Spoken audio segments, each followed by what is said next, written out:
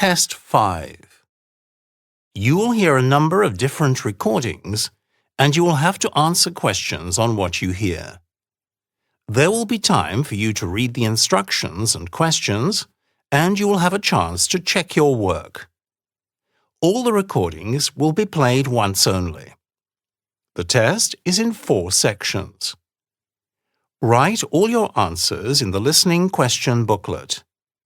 At the end of the test, you will be given 10 minutes to transfer your answers to an answer sheet.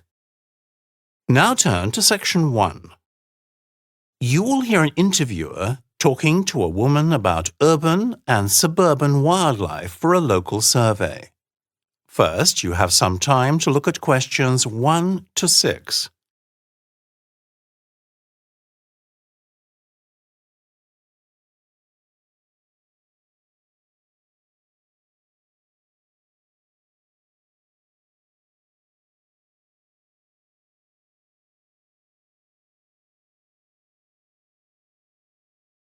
Listen carefully to the first part of the conversation and answer questions 1 to 6. Good morning. Sorry to bother you.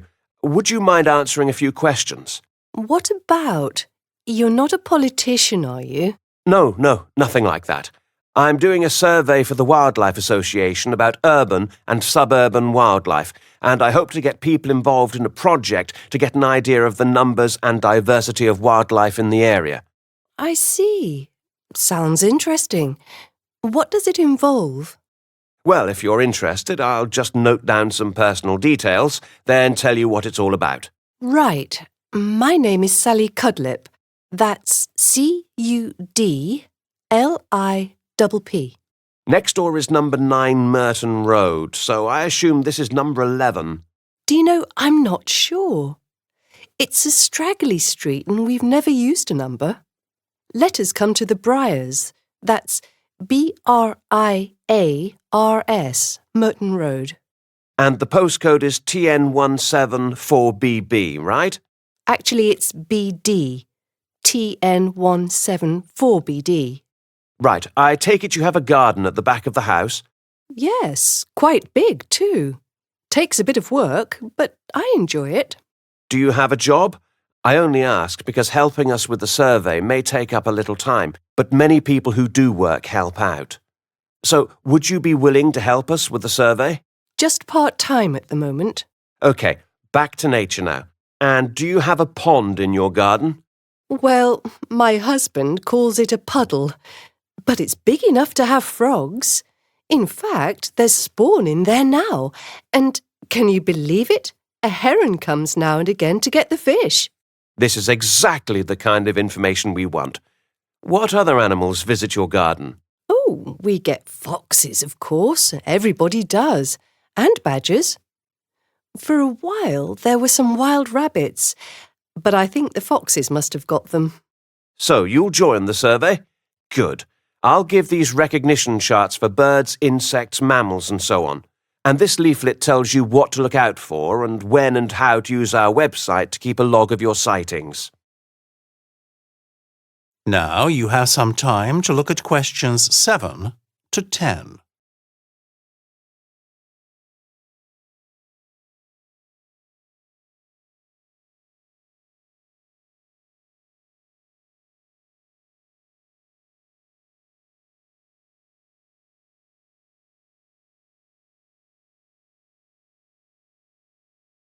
Now listen to the next part of the conversation and answer questions 7 to 10. Is there anything you want to ask me? I put out food, scraps for the animals at night. Is that a good thing to do? I suppose that depends on what you put out and which animals come to eat it. It's mostly leftovers from supper, and the foxes usually eat that. Chicken bones and so on. I leave out nuts for the badgers, because I know they like nuts. What about hedgehogs? Do you get those at all? Because numbers are diminishing quite rapidly. I wanted to ask you about that. We used to get hedgehogs, and we'd leave out a little something until we were told that you shouldn't give them milk or bread. No, that's right. You can give cat or dog food if you like, and water. Also fruit and vegetables if you cut them up small, but not too much. They're omnivores and they have big appetites. One reason you're not seeing them anymore is that you're encouraging badgers, which is one of the few creatures that can kill and eat them. It's about creating the right environment for them to thrive. Oh, I see. I'd like to encourage them back. I've got a soft spot for hedgehogs. What do they like? Well, food-wise, they eat all kinds of invertebrates as well as amphibians, birds' eggs, and anything else they can catch. They particularly like big crunchy beetles, insects, earthworms, and slugs. They're a gardener's best friend. As for habitat, their name gives it away: hedgerows and good places to hide. Log piles are another place you might find them, and they might curl up in your compost heap to hibernate. They like to move around a lot, so you should create small exits and entrances for them to move in and out of your garden. Anything else you want to know?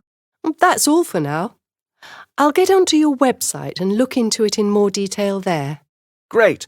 Glad to have you on board. That is the end of section 1. You now have half a minute to check your answers.